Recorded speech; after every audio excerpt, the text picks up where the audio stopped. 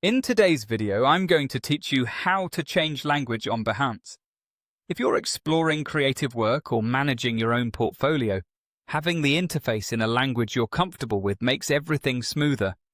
The good news is, Behance makes it simple to switch. First, open your web browser and go to Behance.net.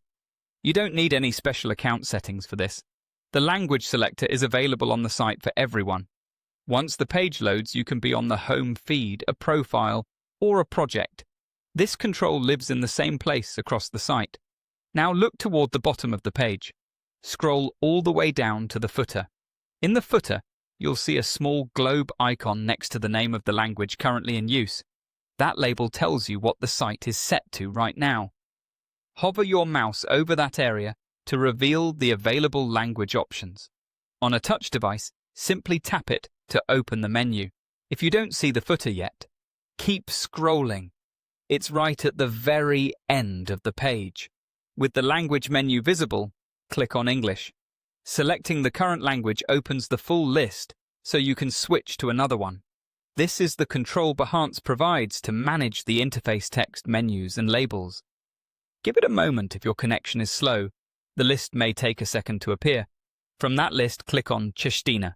As soon as you select it, Behance will refresh the interface and apply check across the site.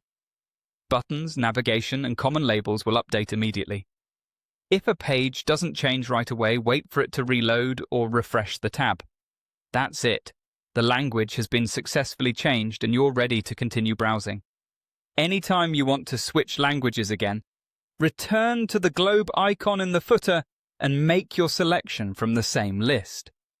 The setting is typically saved in your browsing session, so if you come back later on the same device and browser, Behance should remember your choice.